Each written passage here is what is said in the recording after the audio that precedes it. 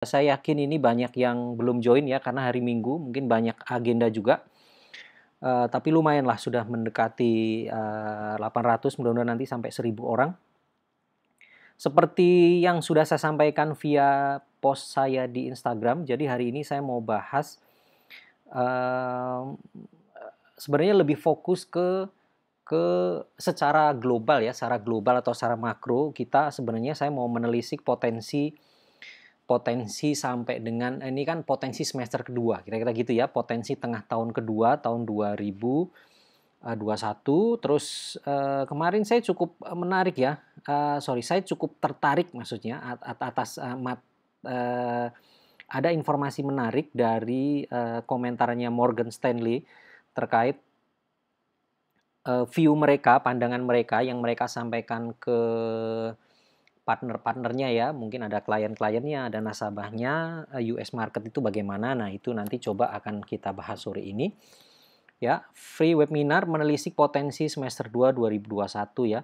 Morgan Stanley bilang akan ada koreksi 10-20%. Sebenarnya 10-20% kalau di indeks saya pikir teman-teman sudah terlampau terbiasa ya. Koreksi 10-20% itu kira-kira kalau di kita marketnya halt sampai 3 kali halt, nah itu 20%. Atau kalau koreksinya tuh 2% ya kira-kira 10 kali dari 2%.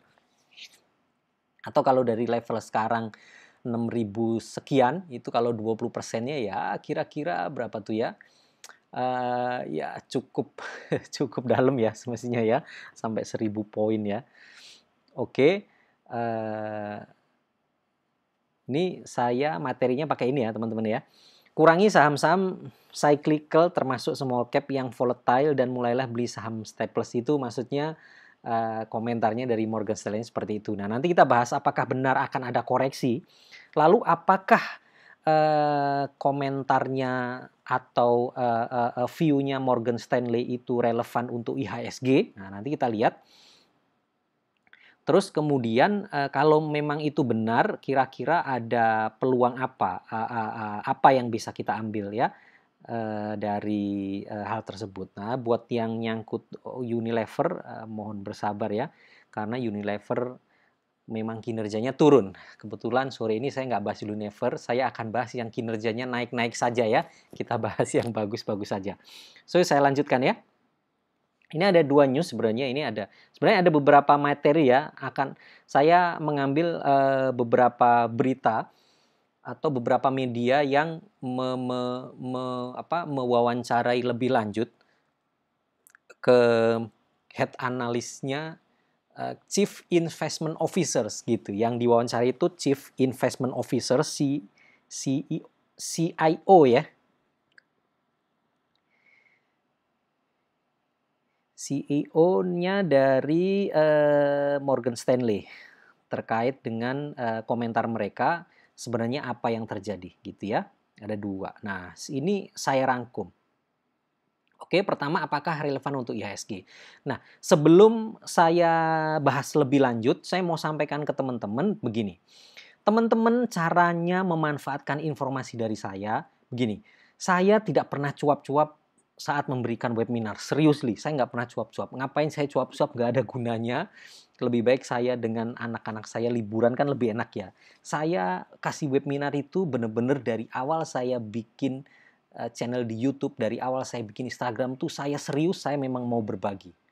Apapun hasilnya dari apa yang saya bagi itu ya terserah teman-teman ya. Teman-teman mau memanfaatkannya seperti apa. Tapi percayalah, saya serius berbagi hal-hal yang positif, hal-hal yang berguna buat teman-teman. Kira-kira seperti itu. Nah, saya mau flashback sedikit ya tentang apa yang pernah saya sampaikan supaya nanti teman-teman tahu bagaimana cara memanfaatkan informasi yang saya sampaikan. Gitu.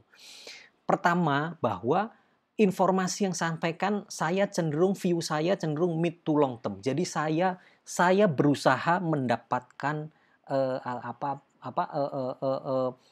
saya berusaha untuk bisa membaca, sebenarnya bukan meramal ya, tapi mengestimasi berdasarkan indikator-indikator yang ada, apa yang kira-kira kondisi seperti apa dalam 6 bulan ke depan misal. Kira-kira seperti itu. Nah, jadi nanti teman-teman dengan adanya seperti itu, teman-teman bisa bisa memanfaatkan ya. Jangan sampai apa yang saya sampaikan hari ini berharap besok terjadi, tentu tidak mungkin. Kira-kira seperti itu. Nah, ini track record saya April sampai dengan Mei tahun 2020 dan itu lengkap ada di YouTube. Itu lengkap, teman-teman bisa cek. Pertama kali teman-teman nanti bisa masuk ke channelnya Panin Sekuritas mungkin kalau masih ada. Saya pernah webinar bersama Panin Sekuritas. Semua narasumber saat itu bilang arahnya memang belum jelas. Masih resikonya masih tinggi dan apa namanya? Ya intinya mereka belum berani memberikan sinyal buy lah. Intinya jangan beli saham dulu lah. Ini masih mengerikan lah dengan segala. Hanya saya yang bilang saat itu it's time to buy. Hari ini tuh waktunya beli.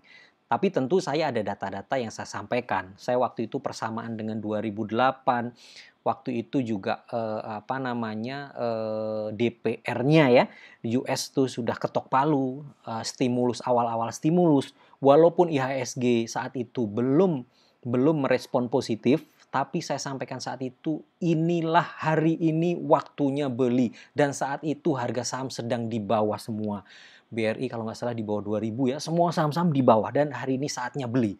Kalau mau yang benar-benar aman, saya bilang waktu itu beli bank-bank gede saja. Belilah silahkan beli BRI. Kalau yang biasa beli big cap ya, yang tidak biasa beli saham-saham kapitalisasi kecil, silahkan bisa beli BRI atau silahkan bisa beli BCA. Nah itu sudah ada tuh recordnya, teman-teman bisa lihat.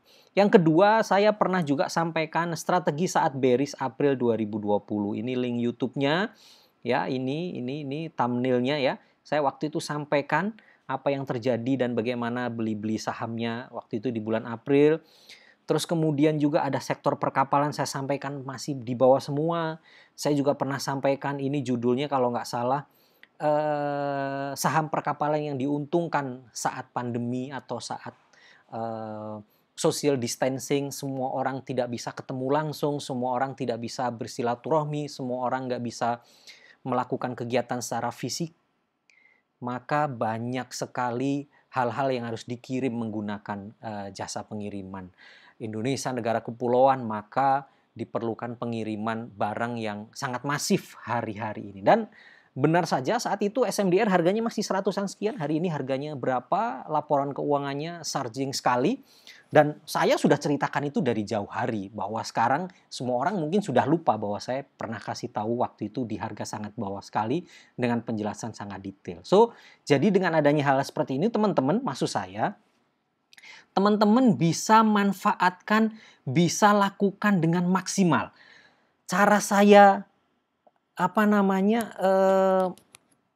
cara saya sampaikan informasi itu seperti apa itu teman-teman harus tahu. Jadi view saya bagaimana teman-teman harus tahu supaya pas. Oh, saya nanti ambilnya seperti ini, saya nanti time frame-nya seperti ini. Oh, saya harus begini, saya harus begitu. Ya, kira-kira begitu. Oke, saya lanjutkan ya. Nah, ini ya, selanjutnya poin 1. Mengacu pada kejadian selama ini, pertama, kita kan mau membaca kan apakah pertama sebenarnya apakah ucapan Morgan Stanley itu akan benar di Amerika? Itu nanti kita bahas. Tapi yang paling penting sebenarnya ya, ini perlu kita bahas apa enggak kan, apakah relevan untuk IHSG kan gitu kan? Nah, beberapa hal yang menjadi pertimbangan saya tuh pertama, mengacu pada kejadian selama ini, hubungan antara US market itu cenderung linier dengan Asia dan Indonesia. Nah, ini menurut saya ya, selama ini US market dengan IHSG cenderung linier. Linier tuh searah, kalau naik ya naik, kalau turun ya turun. Tentunya teman-teman sangat setuju dengan ini ya. Sebagus apapun katalis kita domestik, kalau US market jeblok 2% aja, misal ya, malamnya 2%, besok paginya US futures anjlok lagi. Asia pasti habis, Indonesia pasti koreksi, susah untuk naik. Itu mau nggak mau itu terjadi. Artinya memang hubungan US market kita hubungan US market dengan market Asia dan IHSG kita itu cenderung linier. Oke, yang kedua, US market koreksi ya, Kalau US market koreksi, maka 90% kemungkinan Asia juga koreksi. Dan Indonesia mau nggak mau IHSG juga koreksi. Itu udah nggak perlu perdebatan lah itu ya. Itu sehari-hari itu sering kita lihat ya. Hanya 10% peluang IHSG anomali untuk tetap naik terus. Memang ada pernah IHSG itu anomali pernah. Misal US market merah, lalu Asia merah, IHSG hijau sendiri pernah, tapi itu jarang sekali. Ya, itu jarang sekali dan hal-hal yang jarang terjadi kan nggak bisa kita jadikan patokan kan. Teman-teman kalau menggantungkan ke hal-hal yang jarang-jarang terjadi kan aneh, berat kan. Jadi patokan kita tetap kita pakai hal-hal yang paling sering terjadi. Probabilitasnya yang tinggi itu yang seperti apa itu yang mestinya kita ikuti ya. Nomor 4, poin 4. Dan yang menyedihkan, nah ini sering terjadi anomali yang tidak menguntungkan. Nah anomalinya malah nggak menguntungkan nih. Gimana tuh Mas Es? US marketnya bullish terus, US market hijau, tapi IHSG nggak ikut-ikut hijau gitu loh. Tapi IHSG kadang-kadang merah. Nah, jadi IHSG anomali IHSG itu kan ngeselin kan. US market nih, US market merah gitu kan, Asia merah, IHSG ikut merah gitu. Nah, nanti pas pada saat US market hijau gitu kan, kadang-kadang IHSG nggak ikut hijau tuh, IHSG-nya diem, malah tetap merah. Nah, itu yang ngeselin di situ. Artinya apa? Artinya kalau kalau US marketnya merah, potensi linearnya tinggi, 90% lebih. Karena Morgan Stanley ini membaca bahwa US market akan merah, maka sebenarnya kan itu harus kita perhatikan kan, karena kalau US market merah kita menjadi merah. Nah, itu apa namanya beberapa hal yang menjadi pertimbangan saya kenapa saya mau bahas ini. Ya. Artinya apa? Artinya ini nomor 1 ya US market dan IHSG 90% linear. Nomor 2 koreksi di US market penting untuk kita pertimbangkan. Oke, kita lanjutkan ya. Ini adalah pertimbangan Morgan Stanley. Ya, ini adalah pertimbangan Morgan Stanley. Teman-teman mesti tahu ya, ini bukan saya. Maksudnya ini bukan saya ngarang, bukan. Ini adalah Morgan Stanley yang ngomong. Saya coba sampaikan ke teman-teman. Mungkin teman-teman ada yang malas baca, teman-teman ada yang malas mungkin hanya dibaca judulnya tok, ngeklik isinya pun nggak mau gitu kan. Terus setelah itu ngapain mungkin malas mikir. Nah, ini saya coba membantu teman-teman. Saya hanya sekedar sharing. Ini yang disampaikan Morgan Stanley. Dan apakah itu benar terjadi atau tidak ada yang tahu ya. Karena tidak ada kepastian di bursa saham, saya hanya sampaikan. Alasannya Morgan Stanley, pertama, global money supply growth decelerating. Ya, hari-hari ini atau dari sejak stimulus pemerintah Amerika Serikat digelontorkan ya, stimulus yang miliaran US dollar itu ya. Teman-teman kalau mau buka YouTube saya banyak sekali saya sampaikan waktu SWF, sebelum itu juga saya sampaikan waktu apa namanya? Ya waktu awal-awal lah. Waktu Amerika baru kasih stimulus, di situ saya sampaikan pentingnya memahami stimulus Amerika karena suplai uang ke market akan jor-joran. Karena suplai uang ke market akan jor-joran akan begini. Salah satunya marketnya pasti segera bullish karena mengaca pada kejadian 2008. Waktu itu tentu banyak yang nggak setuju. Oh beda, 2008 tuh penyakitnya jelas. Penyakit benar-benar penyakit ekonomi. Penyakit karena likuiditas kering. Penyakit karena apa namanya kredit macet perumahan. Jadi penyakitnya duit, dikasih duit selesai. Tapi ini enggak, ini penyakitnya tuh COVID, nggak bisa dikasih duit nggak selesai. Banyak yang waktu itu menyampaikan seperti itu. Ya tentu saya juga menanggapi itu apa namanya ya bisa jadi. Tapi kok rasanya masalahnya kita ini kan mainnya kan di stock market kan. Kita mainnya di bursa saham. Kita mainnya di dunia yang uang gitu loh. Yang semuanya dipengaruhi oleh suplainya uang. Dan benar saja di Amerika jauh sebelum kita bullish atau jauh sebelum kita recover, mereka bursanya kenceng-kencengan naik. Apa yang terjadi? Semua pada bingung. Semua pada bilang bahwa US market sudah decouple. Decouple tuh terpisah gitu ya, sudah jalan sendiri-sendiri, sudah nggak ada hubungan dengan kondisi real. Kondisi realnya masih amburadul tapi bursa Amerika naik terus. Menurut saya bukan decouple, menurut saya ya, lah karena banyak duit. Orang dikasih duit gratis, nggak bisa kerja, duitnya dihajar semua ke bursa saham kan, akhirnya naik tinggi-tinggi yang seperti itu. Oke, nah Morgan Stanley menyampaikan money supply secara global itu sudah growth-nya itu sudah decelerating ya. Kalau kemarin kan akselerasi, sekarang sudah deakselerasi ya. Sekarang sudah mulai turun. Masih growth tapi growth-nya melambat ya. Dia bilang global money supply growth decelerating ya. Tetap ada growth-nya tapi sudah decelerating.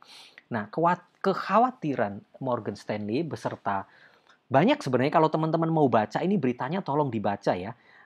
Banyak beberapa pihak lain sebenarnya mereka sudah mulai khawatir mulai ada tapering ya kebijakan pengetatan dari Bank Sentral Amerika.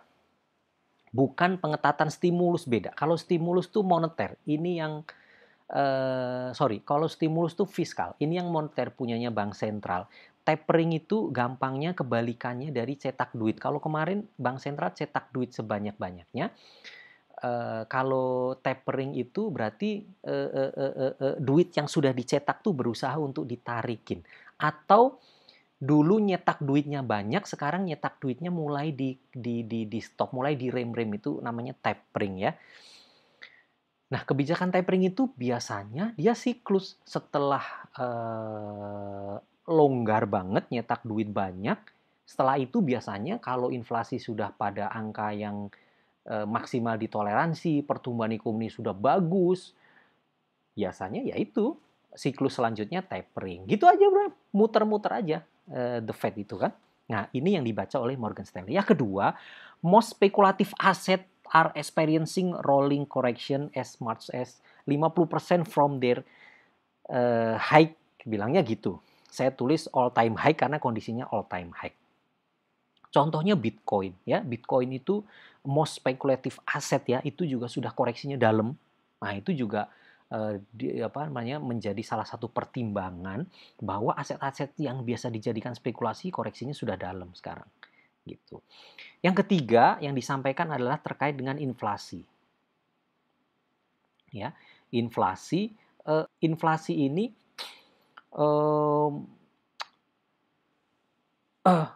saya kan bukan ekonom ya. Saya bukan ekonom. Saya belajar ilmu ekonomi, cuman saya bukan ekonom.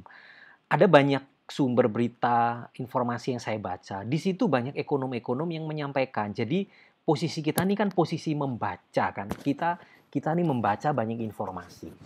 Saya juga tidak menyimpulkan sebenarnya inflasi yang kira-kira akan diintervensi oleh The Fed itu inflasi di level berapa, itu banyak. Ada ekonom A bilang begini, ekonom B bilang begini, ekonom C bilang masih aman, ekonom D bilang nggak bisa nih, kekencengan harus direm segala macam.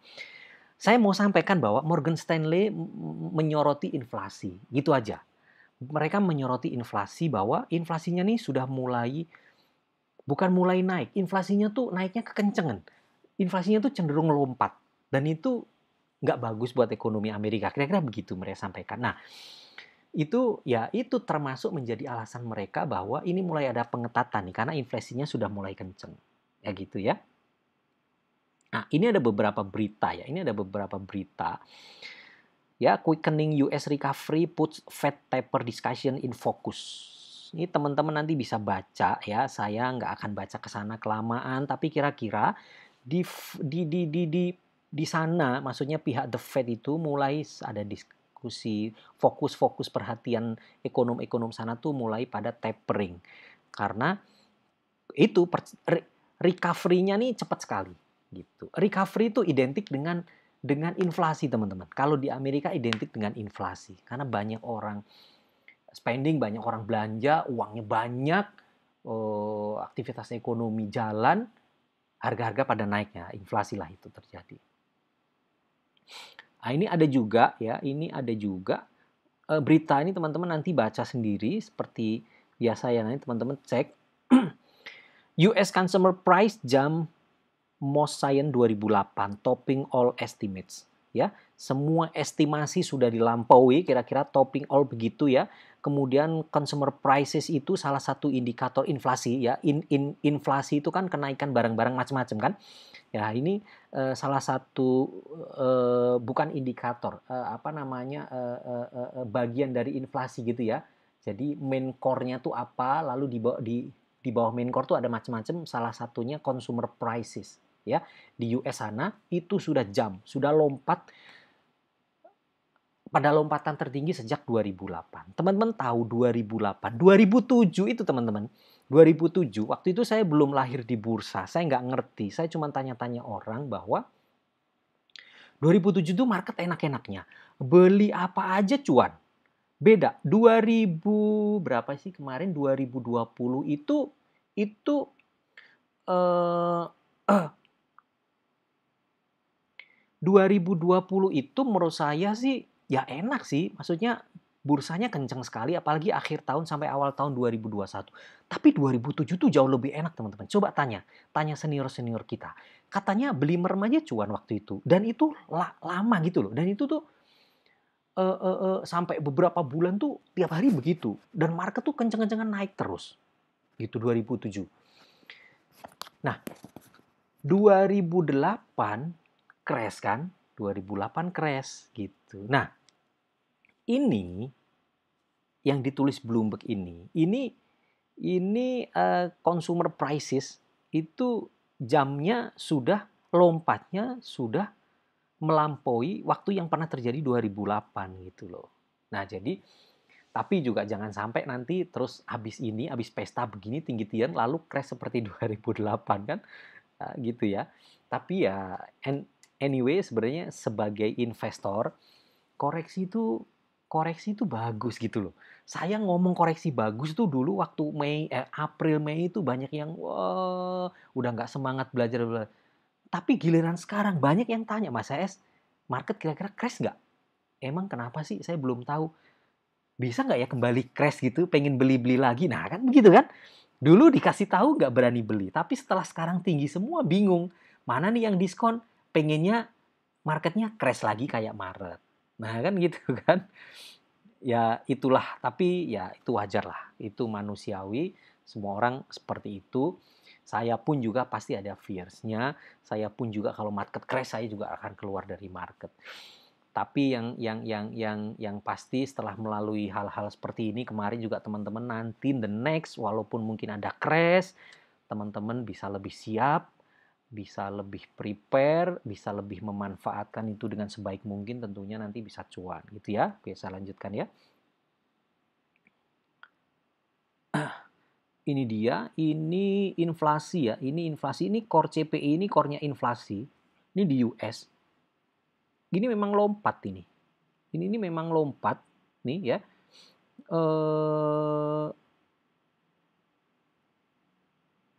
Saya hanya punya tabel dari Mei 2019. Mei 2019 itu kan kondisinya normal ya. Lihatin, core CPI-nya hampir 1% loh.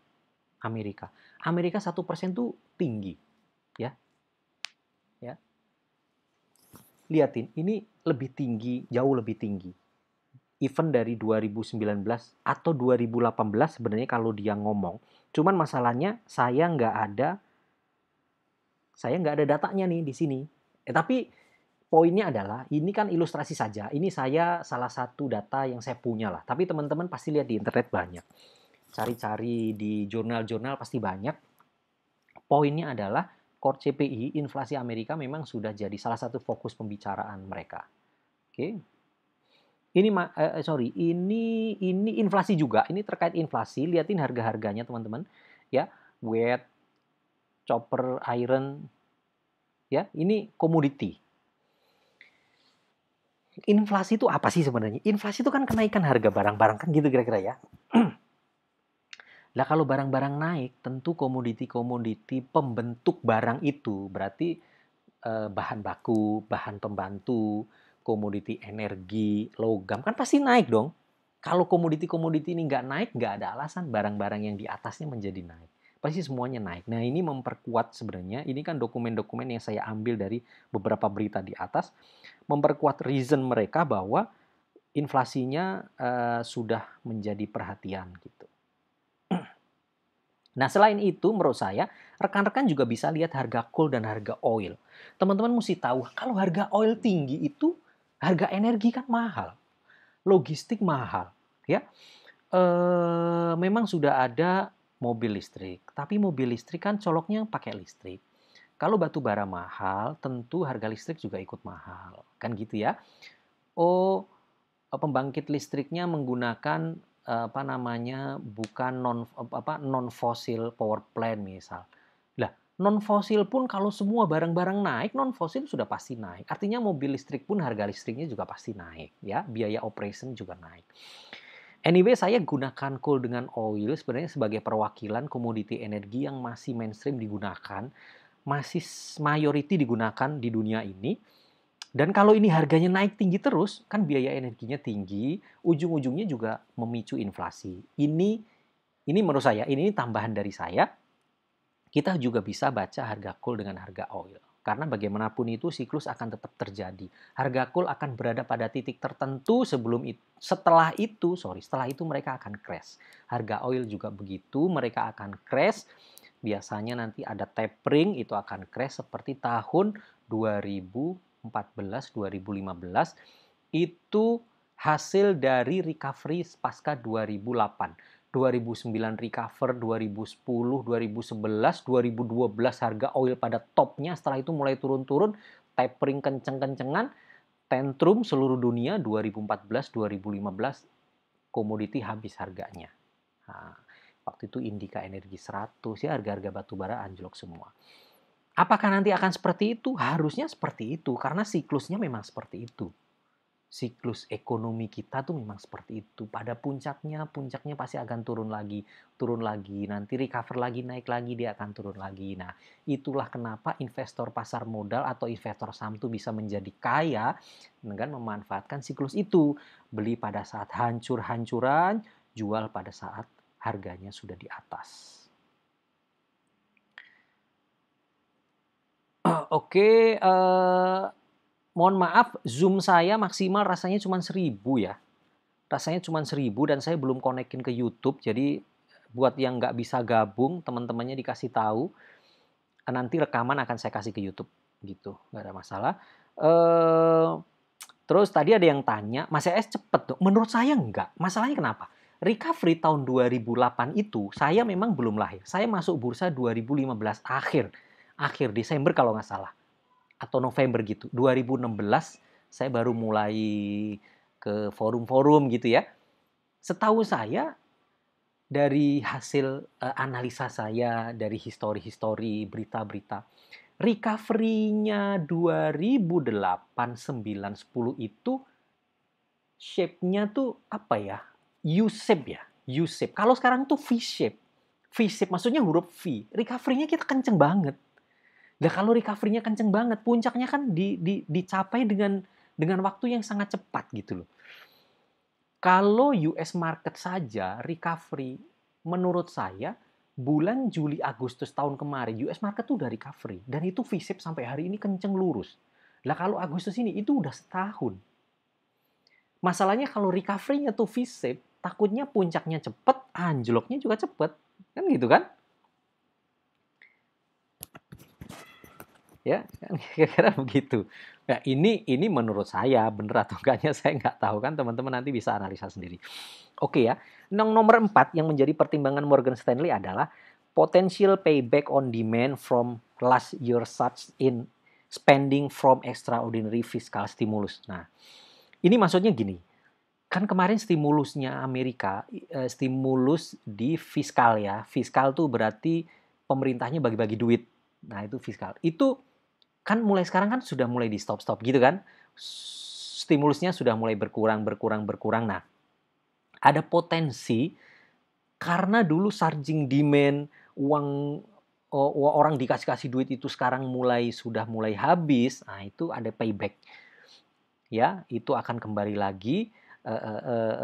Ini juga potensi yang menurut si Morgan Stanley sebenarnya ini jadi pondasi kenaikan bursa sahamnya Amerika tuh pondasinya nggak bagus gitu loh. Sebenarnya kayak ya sebenarnya bahasa bahasa apa sih bahasa sehari-harinya, bahasa bursanya tuh bubble lah sebenarnya ya.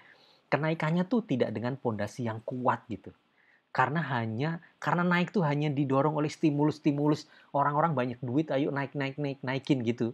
Jadi fondasi kenaikannya nggak kuat. Makanya potensinya payback saat nanti stimulusnya sudah nggak ada. Kira-kira begitu. Sekarang nomor 5. Perhatian selanjutnya, perhatian dari Morgan Stanley adalah terkait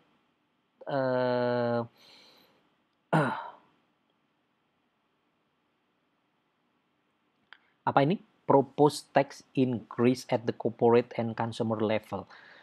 Ini sebenarnya sudah saya bahas saat akhir tahun lalu ya, bahwa saat Biden terpilih itu rezimnya Biden itu adalah rezim pajak yang tinggi.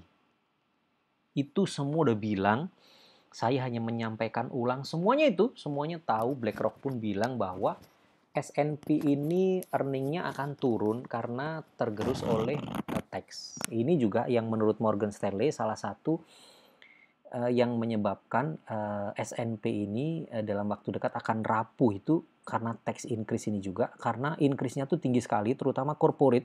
Kembali lagi ke zaman sebelum Trump. Kalau Trump itu kan Republik. Partai Republik itu rezimnya American First. Orang Amerika tuh manjain. Pajaknya jangan tinggi-tinggi, potong pajaknya. Itu pemotongan pajaknya gede-gedean zamannya Trump. Nah, sekarang kembali lagi ke zaman sebelum Trump. Itu berarti zamannya si Obama ya, itu pajak tinggi. Oke, poin nomor 6 yang disampaikan Morgan Stanley adalah other reason for bad market. Breed including ketakutan atas spreading-nya varian Delta. Oke, ini yang dibaca juga, varian Delta yang bakal spreading. Di kita udah spreading ya, beberapa negara sudah. Saya nggak tahu ya apakah di Amerika juga akan begini. And the unwinding of monetary stimulus by US Federal Reserve and other central bank. Unwinding itu maksudnya mulai ditarik kembalinya stimulus-stimulus yang kemarin diberikan. Kalau ya bahasanya pengetatan lagi lah ya. Kemarin tuh di jor-joran dikasih-kasih, sekarang pengetatan lagi. Nah, kalau monetary stimulus itu diketat, tapering itu tadi ya, efeknya sih sebenarnya mudah teman-teman. Tapering itu apa yang terjadi? Tinggal teman-teman lihat histori aja. Kapan US market itu lakukan tapering? Nah, waktu itu apa yang terjadi dengan bursa global? Nah, itu udah pasti sama nanti. Oke ya, itu alasannya. Pertanyaannya, Mas S masuk kok ngeri dong. Nanti dulu. Saya kan coba berbagi, saya menceritakan ulang pendapatnya Morgan Stanley seperti ini. Kira-kira gitu ya. Nah, apakah nanti ke IHSG itu seperti apa? Nanti di bawah kita bahas lagi. Oke, kita lanjutkan dulu yang ini.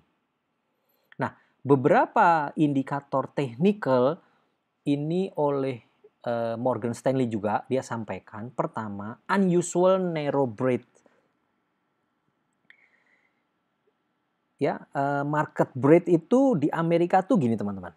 Di Amerika tuh ada hitungan, dia membandingkan antara indeksnya kan naik terus, S&P 500 kan naik terus ya. Kalau di sini gampangnya IHSG gitulah, ya. Terus nanti dibandingkan dengan saham-saham, misal kalau dia nih ya market breadth-nya di sana tuh si Morgan Stanley pakainya dia moving average 50. Jadi dia akan cek saham-saham dengan moving average 50 itu berapa jumlahnya. Nah, kalau jumlah saham-saham yang naik tinggi itu sedikit gitu ya, sedikit dibandingkan dengan keseluruhan saham, ini nih, itu yang menurut Morgan Stanley ini nggak bagus. Kenaikan yang maksud dia itu kenaikan nggak sehat, pondasinya nggak kuat. Itulah yang sekarang terjadi di S&P ya. Ya, S&P 500-nya all time high terus, cetak rekor terus, tapi jumlah saham yang naik itu turun terus gitu. Maksud saya ngerti ya. Jadi yang naik tuh hanya beberapa saham tok gitu loh. Jadi ibaratnya nih S&P ini hanya dinaikkan oleh segelintir saham tok gitu. Jadi digorengnya pakai beberapa saham tok. Saya nggak tahu ini apakah di IHSG ada yang menganalisa seperti ini. Kayaknya sih jarang ya. Di IHSG saya nggak ketemu orang yang menganalisa kayak gini.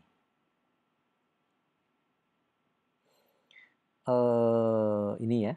Ini gambarnya ini teman-teman nih. Gambarnya ini ya.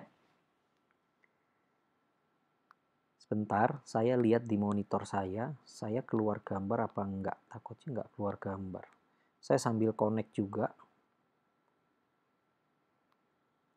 Sebentar ya, teman-teman ya. Saya connect ke monitor.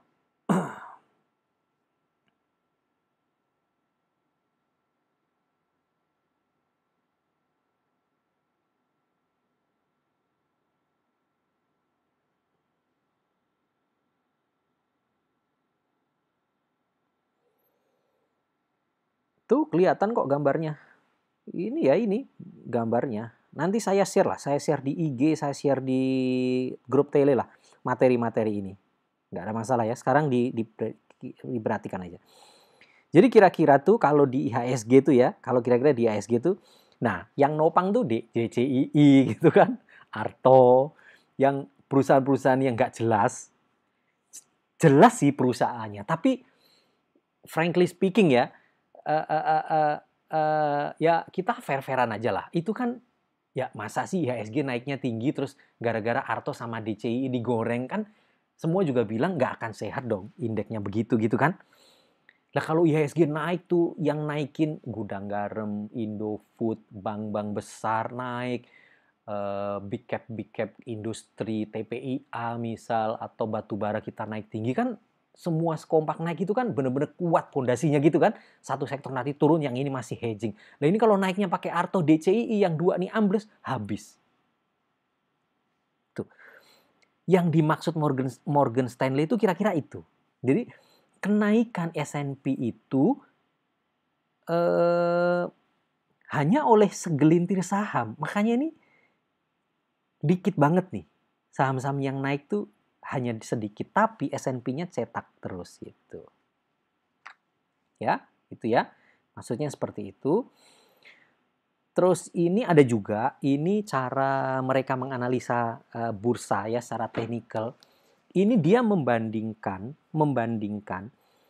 52 week, 52 week ya, 52 week itu berarti kira-kira setahun lah ya.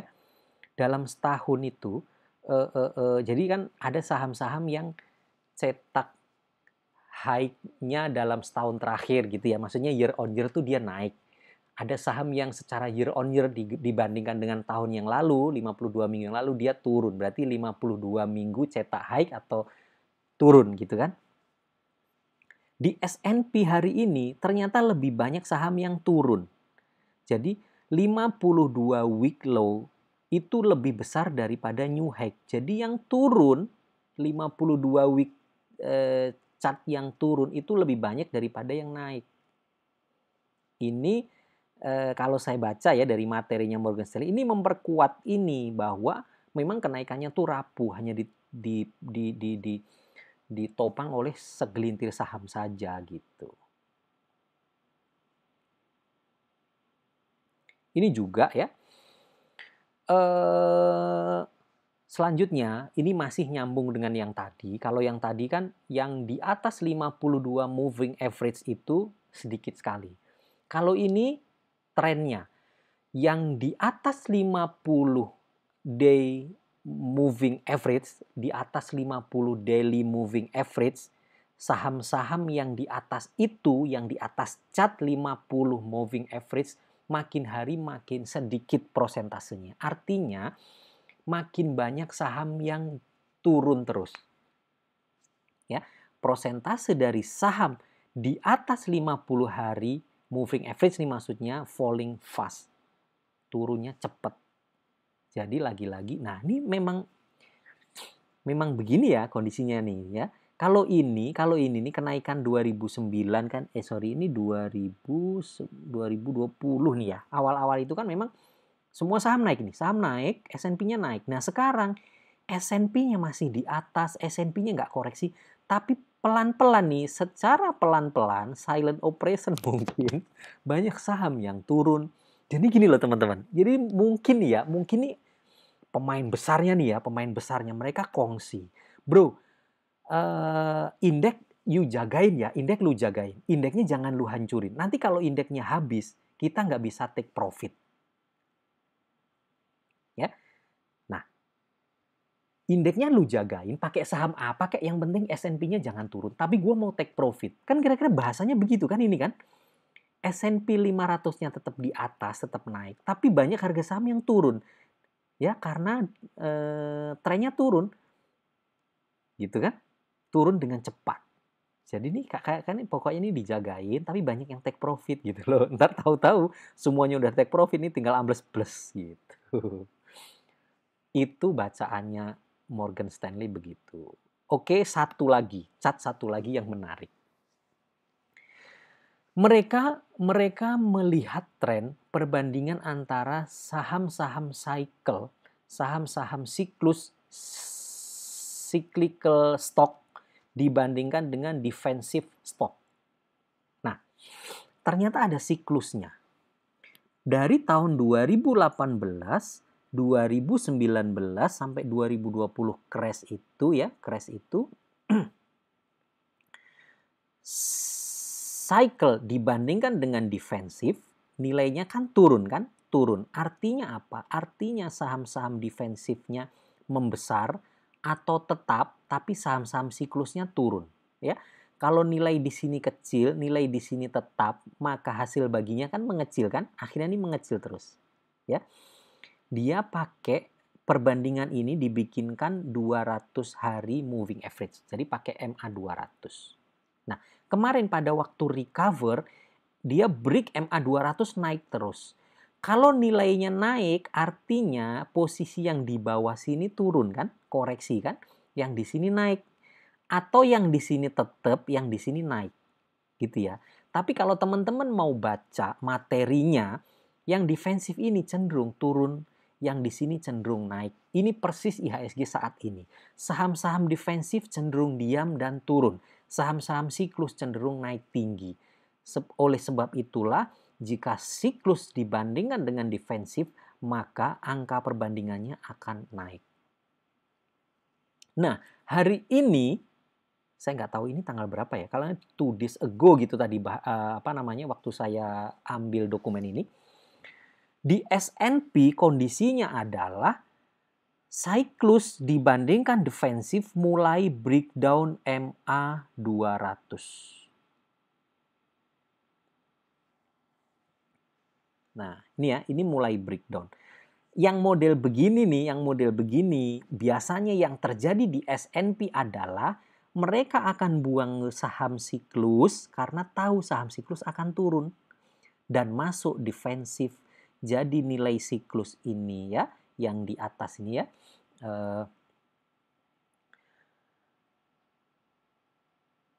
ini kalau ini apa sih matematiknya, pembilang dan penyebut gitu ya. Yang atas ini mulai turun, angkanya mengecil, yang di bawah angkanya mulai naik. Alhasil kalau kecil dibagi gede, hasilnya kan mengecil terus kan. Ini akan breakdown, akan mengecil terus. Karena ini sudah breakdown MA 200. Posisinya mungkin di sinilah ya. Kalau 2018 itu di sini. Ini mulai breakdown. Breakdown ini turun terus. Ini artinya defensifnya naik. That's why kenapa dalam clipping yang saya bagi di Instagram itu saya bilang Morgan Stanley bilang jual siklus, saham-saham siklus masuklah defensif. Mungkin ini salah satu alasan dia kasih tahu begitu karena trennya seperti ini. Oke, itu trennya ya. Sekarang kita lanjutkan lagi. Nah, ini dia. Apakah benar akan ada koreksi segera? Jawaban saya tidak ada jaminan atas itu. Nggak ada jaminan. Ya, pokoknya bursa ini apa kata uang besarnya lah ya. Itu S&P aja kan kelihatan ya. S&P aja kelihatan. Banyak saham yang sekarang turun tapi S&P-nya nggak pernah turun. Itu kan memang ada strategi mereka ya. Sama seperti IHSG lah. Sekarang kalau orang-orang pada take profit entah di mana, kalau Arto DCI dijagain di atas terus ya nggak akan turun memang IHSG. IHSG mungkin akan koreksi, tapi koreksi nanti akan ditarik lagi dengan mudah. Ya seperti itulah teman-teman. Nah, yang bisa kita lakukan adalah mempelajari semua informasi yang ada. Ya, kita nggak bisa nebak, saya juga nggak bisa nebak, saya nggak bisa memastikan. Yang bisa kita lakukan adalah belajar dan belajar. Belajar dan belajar, tetap berjuang, effort, terus tanpa henti. Karena gimana pun teman-teman, materi ini, saya ini sebenarnya cocok buat investor ya, trader juga silahkan. Tapi kalau trader saya nggak mau pelajari fundamental, saya sebodoh teing lah, pokoknya saya pagi buka laptop, saya lihat mana saham yang naik tinggi saya ikut, is okay, itu juga boleh. Ya, si rekan kita trader hebat itu siapa Mas Bekti ya, itu juga dalam sharing sessionnya awal-awal itu saya pernah ngikuti bahwa dia juga nggak terlalu pusing, pokoknya dia pagi-pagi lihat market, lihat lapak mana yang rame, dia buka dagangan di lapak itu, sore-sore cuan, dibersihin barangnya, selesai. Itu juga boleh, tapi itu membutuhkan tingkat kemahiran trading yang cukup tinggi loh gitu. Saya sendiri nggak bisa ya. Kira-kira seperti itu. Nah, bagaimana dengan IHSG Mas AS? Oke, sekarang ke IHSG. Pertama menurut saya ya, nah ini maksudnya Bukalapak ya, Buka masih dalam proses IPO. Jadi menurut saya saham-saham teknologi, digital-digitalan, bank-bank digital, pokoknya yang berhubungan teknologi lah, harusnya masih akan dijaga. Atmosfer teknologi, maksudnya atmosfer saham-saham teknologi atau atmosfer sektor teknologi harus tetap dipertahankan. Nah itu ya.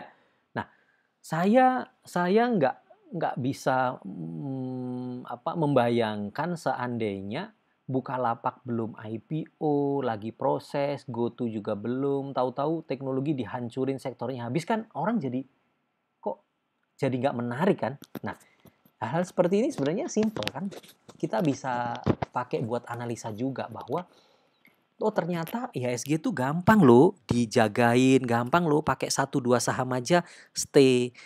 Jadi kalau Bukalapak mau sukses, si GoTo juga mau sukses, harusnya atmosfer bahwa sektor teknologi PBV 100 itu layak loh, itu juga masih harus dipertahankan dong, ya kan? Sebentar ya, saya minum dulu.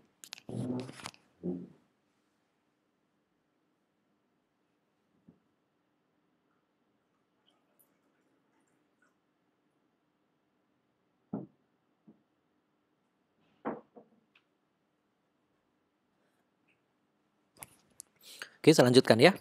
Nah, beberapa bulan yang lalu banyak yang tanya ke saya, Mas AS,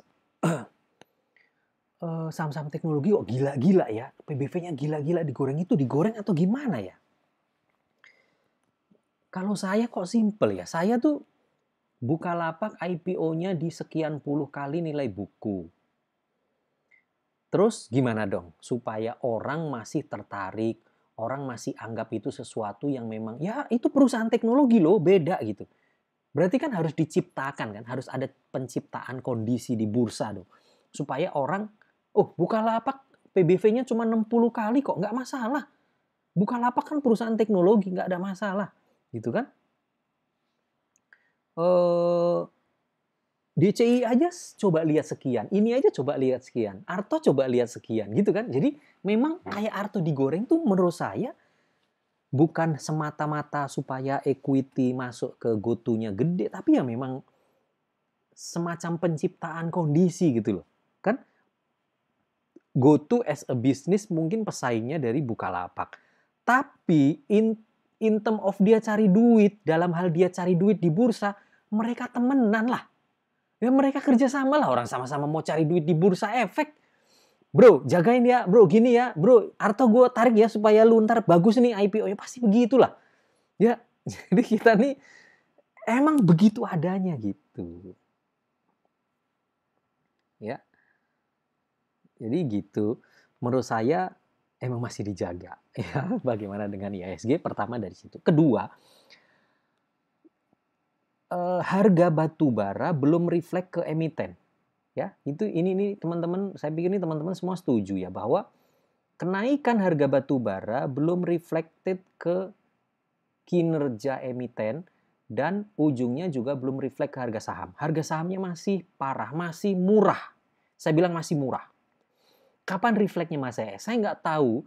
Saya di internal itu, di IC itu, sudah sejak awal-awal tahun saya bilang bahwa pertama produksinya masih turun nih. Saya nggak tahu turun. Cina nih apakah dia konsumsi batu bara lokal terus atau gimana, saya nggak tahu. Itu yang pertama. Yang kedua, Indonesia itu lokalnya itu ada harga batu bara acuan. Nah, harga batu bara acuan itu ada batas atas waktu itu karena ada DMO. Apakah ini yang menghambat kinerjanya saya nggak tahu, tapi kira-kira memang sampai dengan laporan keuangan kuartal 1, kinerja dari semua emiten, mayoritas emiten batu bara masih drop. Kecuali segelintir, hanya sebagian kecil, salah satunya ITMG yang masih bagus. Karena ITMG mayoritas ekspor. Yang lain masih jelek semua kinerjanya. Jadi itu yang saya bilang, harga batu bara hari ini sudah all time high paling tinggi sepanjang zaman. Paling tinggi. Tapi harga sahamnya belum ke sana. Ini kalau mau di apple to apple dengan 2007 ya, atau 2000 berapa tuh harga batu bara tertinggi. ITMG hari ini harusnya udah 50.000 loh. Ya. PTBA harusnya udah 5.000. Gitu. Harum tanpa embel-embel bisnis-bisnis nikelnya itu yang ngakal-ngakalin itu ya. Yang saya sudah bahas itu harusnya 9.000. Ya, dengan harga batu bara yang sekarang. Tapi kinerjanya waktu itu linier. Cuman sekarang kan kinerja batu bara belum linier. Kenapa? Ternyata memang ASP, average selling price-nya belum naik. Produksinya juga belum naik. Nah, kemarin ini LK-nya memang belum rilis. Tapi saya dapat ini dari beberapa rekan yang ikut webinar di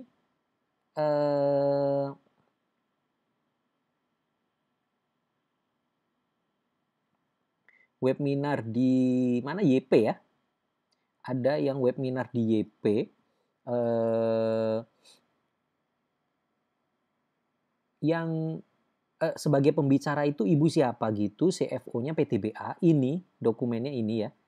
Ini dokumennya. Coba ini nanti saya. Tapi teman-teman, saya pikir teman-teman sudah punya semua kok ini. Lihat, ini punya PTBA kuartal 2 3 bulan kedua gitu ya, kuartal kedua 2021 dibandingkan kuartal satunya. Ini menarik nih PTBA nih. LK-nya lagi limited review. Kayak di audit terbatas gitulah. Tapi ibu ini udah ngomong nih hasil-hasilnya. Nah, ini menarik nih. Lihat ya, production-nya dari 4, berapa nih? 5 ya, menjadi 8,7, hampir 2 kali. Stripping ratio-nya turun ya, kinerjanya membaik ya. Lalu ini juga nih, lihat pendapatannya naik ya. Average selling price-nya lumayan ya, sudah mulai nanjak. Yang menarik net profit ya, kombinasi production dan average selling price adalah net profit. Kan kira-kira gitu kan? Net profit bulan Juni ini kalau dibandingkan kuartal 1 total, dia udah lebih tinggi loh. Ini kemarin angkanya net profit kuartal kedua ya, bukan semester pertama ya. Jadi 3 bulan kedua ini. Ini 3 kalinya kuartal 1 itu PTBA. Itu pun harga sahamnya juga belum naik gitu loh. Udah ketahuan begini, cuman masalahnya LK-nya belum rilis nih, mungkin nunggu LK nih. Nah, jadi menurut saya harga batu bara tuh belum reflect. Jadi apakah akan crash dalam waktu dekat? Kayaknya kok belum. Gitu loh. Ya elah, ini kan ibaratnya mosok sih ejakulasi dini gitu kan? Enak-enaknya aja belum, mosok tahu-tahu udah yang mana ya? Saya susah nih nyari Oppo.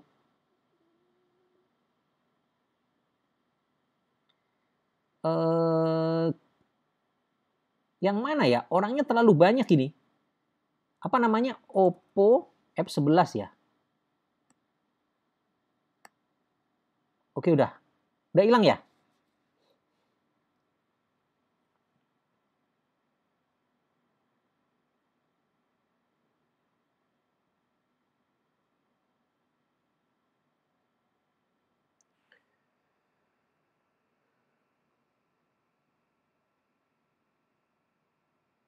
Saya nggak tahu ya, apa mungkin sengaja atau gimana. Pada menit keberapa ini ya? Kira-kira pada jam 4.28 kali ya, 4.25-an ya.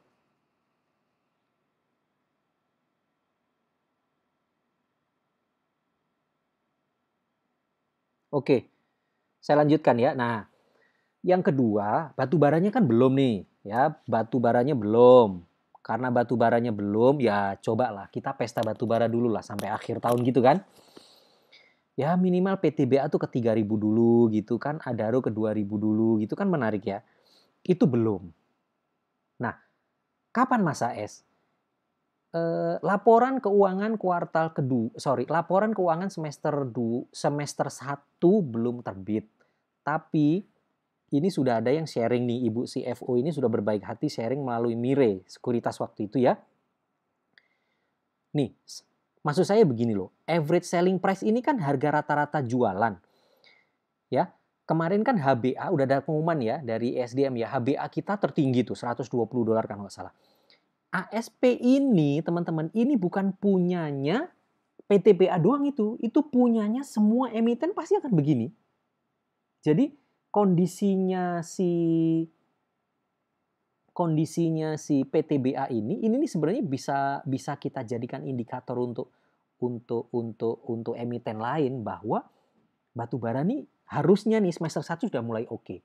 LK bagus, kuartal ketiga harusnya September Oktober harga sahamnya mudah-mudahan sudah mulai prestasi batu bara ini.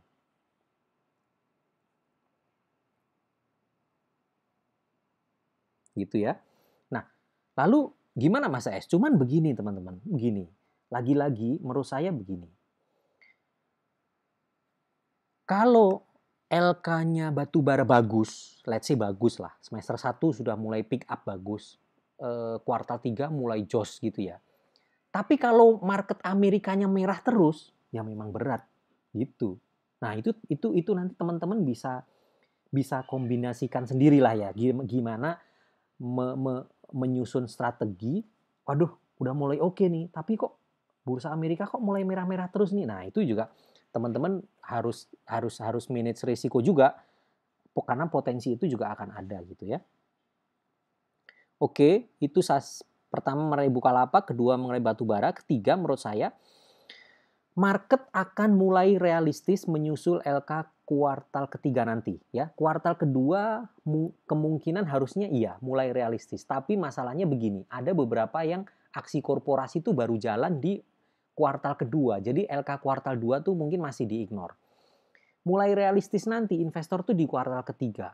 Saham-saham digital, bank digital, teknologi, dan lain-lain yang valuasinya luar biasa karena jualan janji, nanti di ujungnya investor tuh akan realistis. Dia akan lihat. Kan kemarin harga sahamnya naik tinggi. Naik tinggi karena jualan janji gitu kan. Nah janjinya itu bisa ditepati nggak? Ditepati dengan apa? Dengan kinerja. Kalau kinerjanya ternyata busuk, hanya saham tok naik, udah pasti dibuang. Gitu. Nah, itu poin nomor 3 yang mau saya sampaikan teman-teman. Ini berdasarkan pengalaman saya. Market tuh mereka akan realistis. Mereka akan kinerja tuh akan dilihat. Jeblok juga pasti jeblok. Nah, jangan sampai nanti perusahaan-perusahaan yang valuasinya tinggi-tinggi ini yang digoreng habis-habisan, tapi kinerjanya nggak ada. Saya khawatirnya tuh dibuang. Nanti bersamaan mungkin US market akan mulai koreksi ini dibuang. Nah, ini juga menjadi perhatian teman-teman. Nomor 4, jika ada outflow pada sektor tertentu, maksud saya outflow tuh mungkin nanti banyak investor yang kecewa, fund-fund uang-uang gede mulai kecewa karena kinerja nggak bagus nih, kita jualan. Nah, biasanya uang itu akan ada inflow ke tempat lain. Nah, jadi akan ada rotasi ya, ini yang bisa kita manfaatkan. Jika ada outflow pada sektor tertentu, akan ada inflow pada sektor yang lain yang sesuai ekspektasi fund. Misal mereka keluar karena kinerja tidak sesuai harapan, gitu ya. Misal mereka keluar karena kinerja yang tidak sesuai harapan, maka ada potensi mereka akan masuk ke emiten yang atau sektor yang kinerjanya bertumbuh dan harga sahamnya masih di bawah. Itu kebiasaannya begitu. Nah, itu nanti teman-teman bisa manfaatkan ya. Ini keluar dari sini, mereka kira-kira akan masuk kemana. Gitu. Nomor 5, Jika koreksi pada US market terjadi dan ada siklus cycle to defensive, ya, ada terjadinya beneran tuh siklus ya, saham-saham siklus dijualin masuk defensif, maka potensi ini bisa diikuti oleh IHSG. Jadi menurut saya tidak ada salahnya kita mulai persiapkan saham defensif mulai dari sekarang. Kalau Morgan Stanley bilangnya staples. Staples itu apa sih? Staples itu sembako ya, kayak kebutuhan sehari-hari, kebutuhan pokok manusia lah gitulah. Kalau sembako itu kan identiknya dengan makanan ya, tapi kan staples itu kan kebutuhan pokok manusia itu kan tidak ada sekedar makanan kan. Kebutuhan sehari-hari itu kan juga staples, kayak sampo, sabun itu ya staples. Tapi yang paling gampang ya makanan lah, kira-kira gitu. Consumer ya. Nah, ujungnya dari penjelasan saya ini, menurut saya, saran saya buat teman-teman, mulailah persiapkan. Persiapkan tuh belum tentu beli. Bisa juga mulai jadi watchlist, mulai dipelajari trennya, asingnya, brokernya yang suka liatin broker, technicalnya yang sudah liatin technical, kapan disupport segala macam lah ya. Kira-kira kan bagaimanapun juga kan kita harus punya plan ke arah situ ya, saham-saham defensif. Saya punya satu kandidat menarik. Saham-saham defensif ini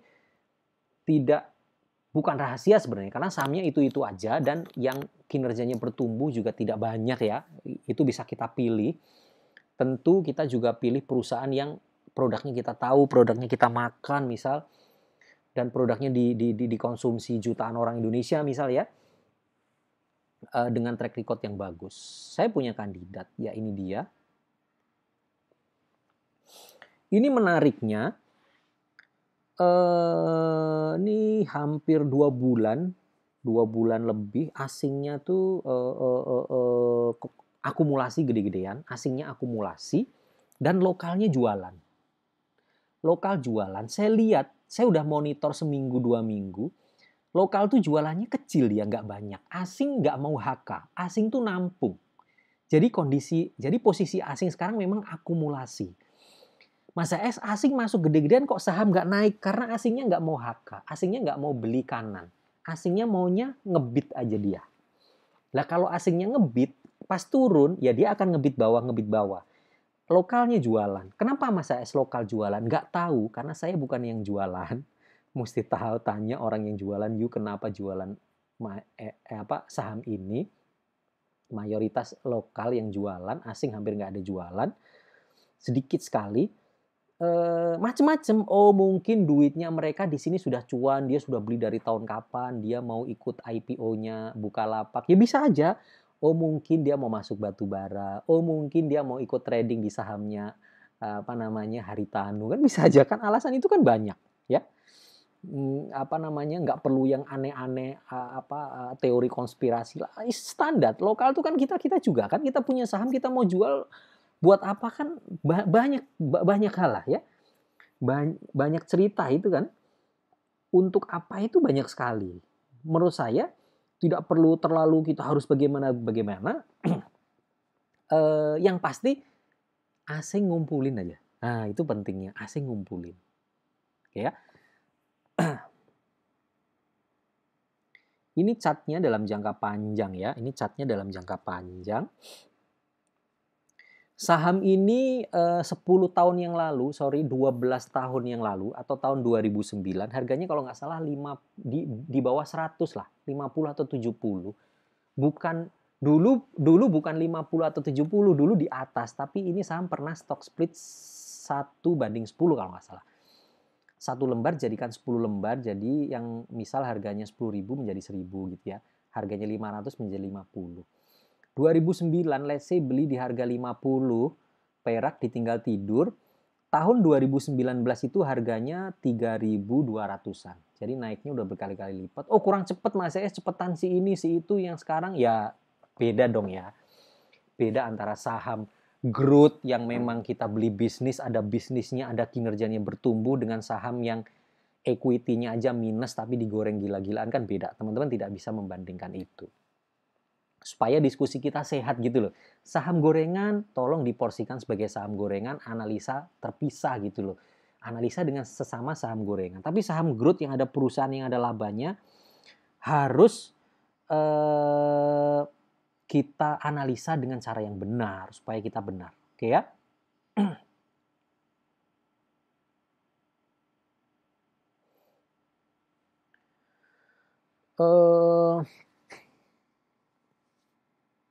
Saham ini menurut saya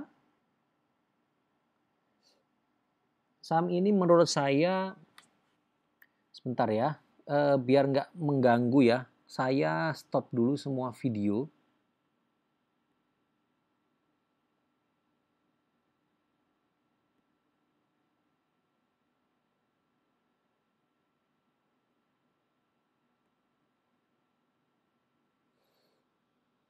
Aduh, di mana ya stop video ini ya?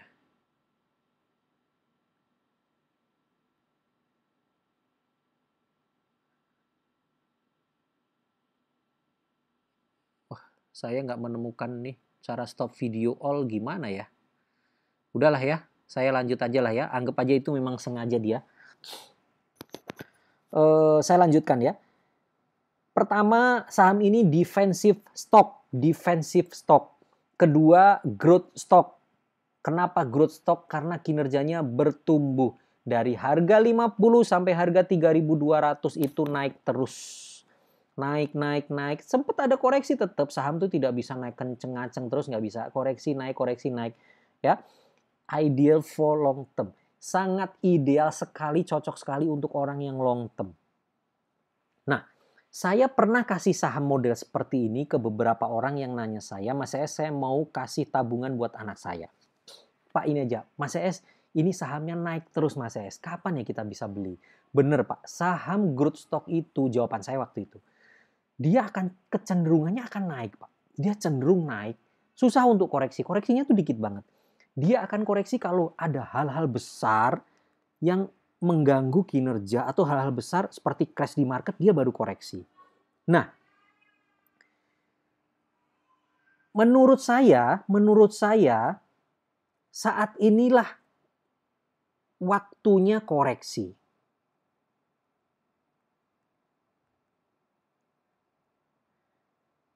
Ya. Untuk orang-orang yang tanya kapan koreksi, menurut saya hari-hari ini kesempatan masuk. Maksudnya kesempatan masuk untuk tabung di masa depan. Karena waktu ini, hari-hari ini saatnya koreksi. Dan jarang sekali saham ini koreksi. Kalau saya lihat trennya ya, dia memang ada waktu-waktunya koreksi, tapi tidak ada setiap waktu. Koreksi paling dalam ya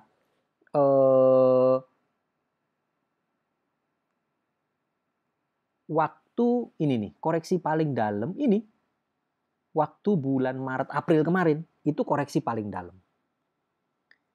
Tapi itu kan sudah lewat ya, saya nggak tahu waktu itu ada yang berani beli apa enggak.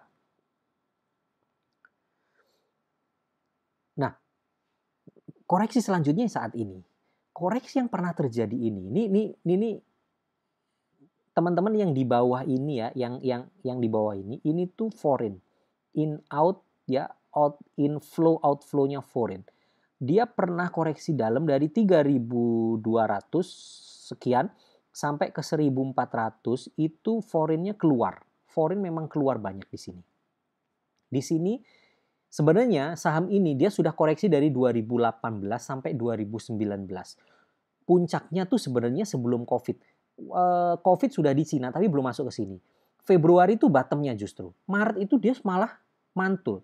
Waktu Maret, April, Mei itu justru dia bullish. Nah, ini kenapa Mas ES koreksi? Ini asing jual gede-gedean di sini. Ini ada nih asing jualan gede. Kenapa? Ini kinerjanya turun. Penjualannya stagnan, labanya turun, lalu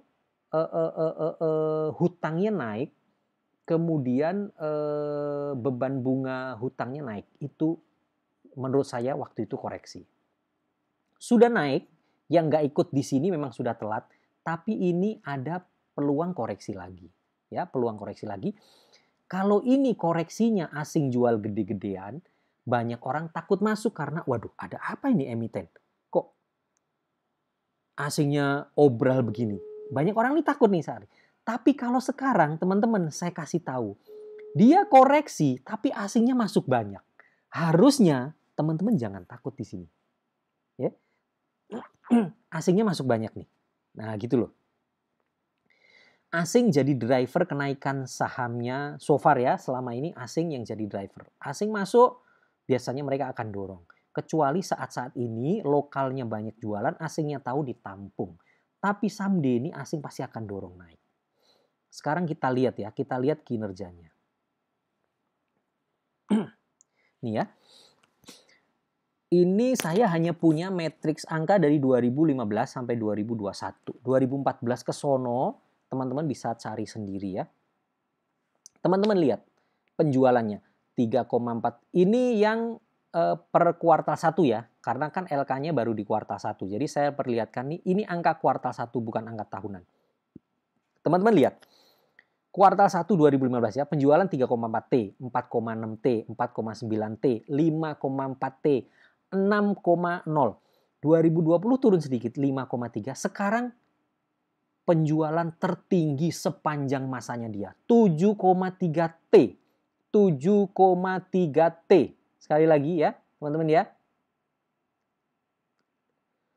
Ini penjualan tertinggi sepanjang masa dia, kinerja paling bagus yang pernah dia capai. Harga sahamnya kok turun? Jangan tanya kok turun gimana, itu peluang gitu loh. Nanti kalau harga sahamnya naik teman-teman baru, oh iya ya coba kemarin beli. Pasti begitu, sering kali begitu. Ya, lihatin. Dia pernah koreksi dari 2018 ke 2019. Ini nih saya kasih tahu, ini teman-teman. Waktu itu saya cari info tuh gara-gara ini.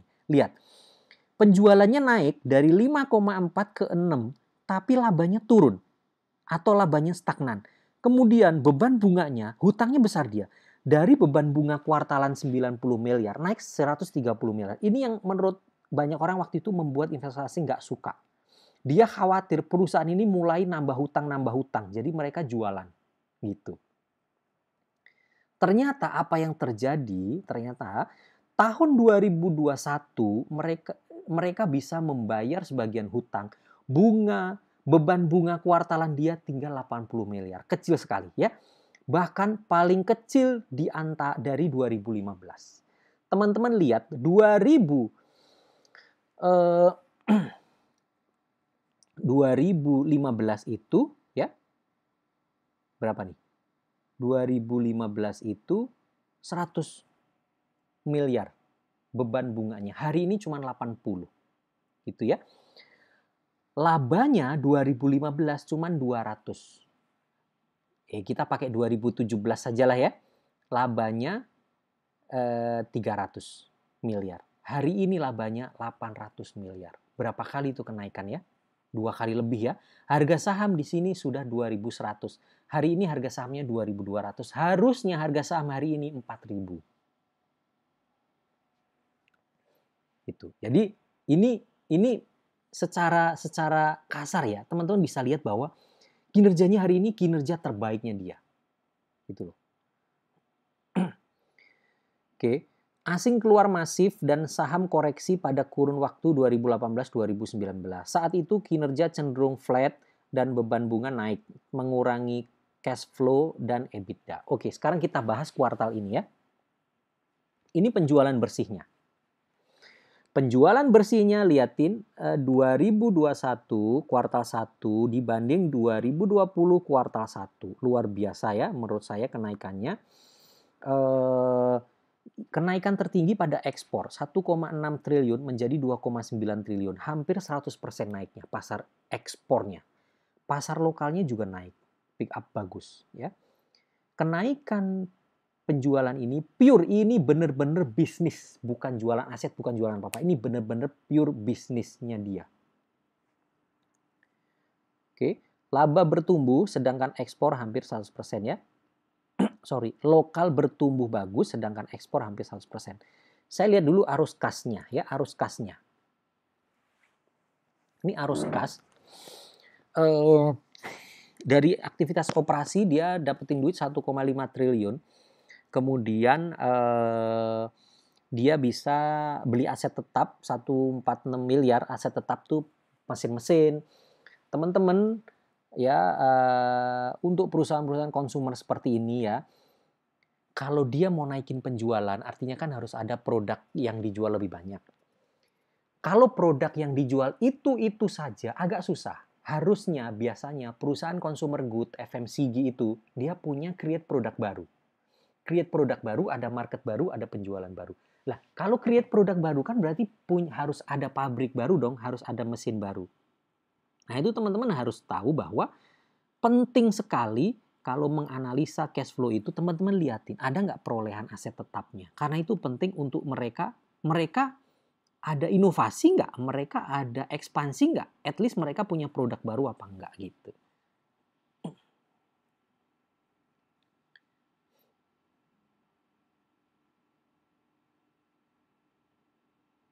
Oke ya.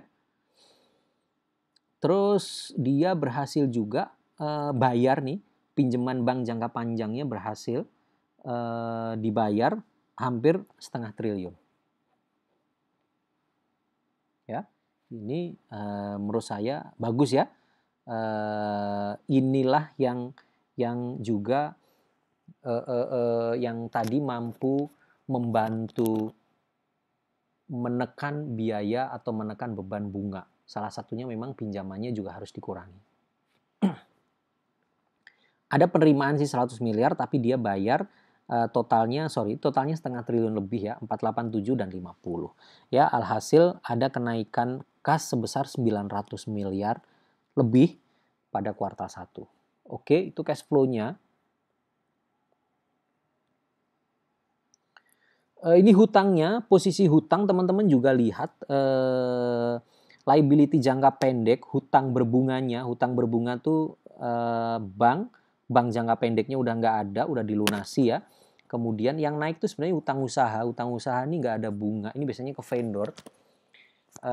So far ya sebenarnya kalau dia hutang usahanya tuh gede dan dia bisa memanage ini, nggak pernah ada masalah, sebenarnya bagus dong ya. Dia bisa mengatur vendornya dengan bagus kan gitu kan.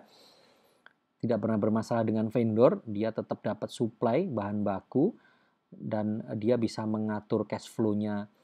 Jadi kalau teman-teman ada yang belajar money mastery gitu ya, orang kan banyaklah uang masuk, stoplah uang keluar gitu kan. Kalau bisa kalau kamu punya utang sama orang tuh bayarnya cicilnya dipanjangin aja kan gitu kan. Nah, itu sebenarnya karena ini sifatnya utang usaha ya, yang tidak ada bunganya. Liability jangka panjangnya juga turun ya dari 5 triliun menjadi 4,8 triliun. Oke, terus ini penjualan bersihnya ya. Ini penjualan bersihnya. Kita lihat sebentar ya. Saya mau balik ke sini lagi biar teman-teman tahu. Lihat ini. 2020 kuartal 1 labanya 900 miliar. Ini bukan laba real. Ya, ini kan kalau teman-teman lihat begini, Mas S ini penjualannya naik tinggi, tapi kok laba bersihnya kok turun ya dari 931 ke 800. Ini 900 ini bukan laba real. Nanti kita lihat ya, labanya itu karena apa. Di sini ya tuh. Dia ada laba rugi selisih kurs. Ya, ada laba rugi selisih kurs.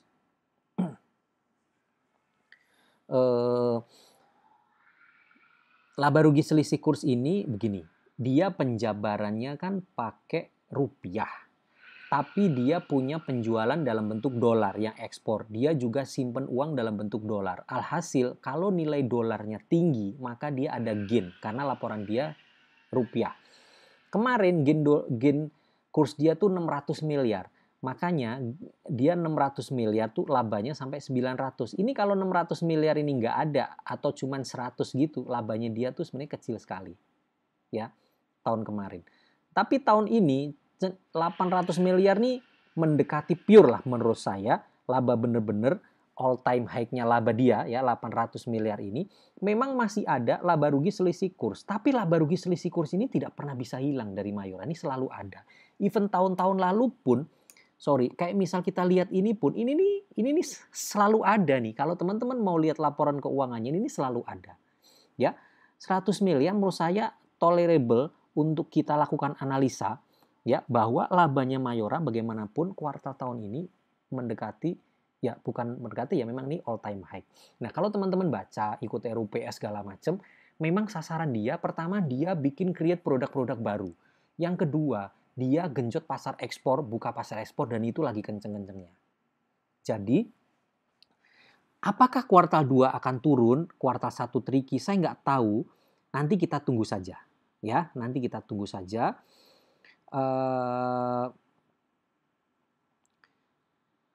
Bagaimana kuartal 2. Tapi kalau dilihat dari pemaparan pengurus atau direksi saat RUPS kemarin, memang ada dua yang menjadi fokus dia. Pertama, dia diversifikasi produk, dia create produk-produk baru yang menarik market. Yang kedua, pasar ekspor. Dan ternyata memang kelihatan ya, pasar ekspor dia tinggi. Oke, ini mungkin membantu memberikan jawaban. Ini jurnal hasil penelitian diterbitkan oleh McKinsey.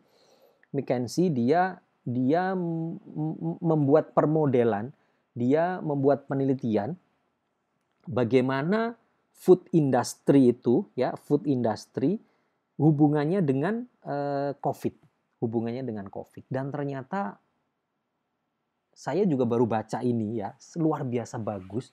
Jadi ternyata teman-teman ada shifting gitu loh dari makanan kayak kalau di kita mungkin kue-kue basah, makanan-makanan yang unpackaged gitu ya, unpackaged mungkin makanan-makanan yang secara higien tuh kurang karena mungkin expose udara atau apa, beralih ke makanan-makanan yang package meal atau package food atau snack segala macam seperti itu. Apakah penjualannya Mayora itu surging khususnya pasar ekspor gara-gara ini? Mungkin ada benernya juga gitu ya. Ini yang lakukan penelitian McKinsey ya, teman-teman tahu McKinsey, bukan saya lakukan penelitian, bukan perusahaan surveyor lokal yang nggak jelas, tapi ini McKinsey yang namanya atau reputasinya juga cukup besar. Tentu kalau dia rilis data penelitian itu bukan penelitian yang abal-abal. Dan harusnya dengan adanya kondisi ini, kuartal 2, 3, 4, dan seterusnya, menurut saya kok labanya bakal stabil dan bagus. Asing sudah beli, ya, dia sudah akumulasi 2 bulanan ini, kalau dilihat memang sudah banyak ya, sudah puluhan miliar, dia sudah beli gede, gitu. Ini saham apa? Ini sahamnya Mayora, teman-teman, ini Mayora. Kalau dia dari chartnya posisinya sedang koreksi, sedang bearish. Kalau orang-orang technical trader nggak tertarik saham-saham seperti ini, karena trader tuh selalu cari saham yang uptrend. Kenapa? Karena saham yang bearish itu dia akan cenderung turun sampai nanti ada kekuatan untuk membalikkan tren, baru trennya naik. Bagaimana Mas AS? Terserah teman-teman. Saya hanya kasih informasi, berbagi pengetahuan. Saya kupas Morgan Stanley ini, defensifnya saya kasih salah satu contoh saham Mayora yang kinerjanya lagi membaik, bahkan all time high kinerjanya, tapi harga sahamnya sedang koreksi, lokalnya sedang jualan, entah duitnya dipakai apa, sedang ditampung asing, kira-kira begitu. Valuasinya gimana Mas AS? Ya kalau kita mau pakai valuasi yang umum digunakan, let's say misal PEG, PE growth gitu ya. Kalau PE itu kan banyak miscalculation ya, dia banyak overlapnya. Karena kalau PE itu harga saham naik, ininya nggak naik, dia menjadi salah tafsir. Yang enak tuh PE growth. Jadi PE yang dibarengin dengan growth. PE boleh diukur tapi dengan catatan company-nya harus growth. Nah, sebenarnya kalau Mayora ini pakai PEG, PE growth, harusnya harga sahamnya 3.000 minimal.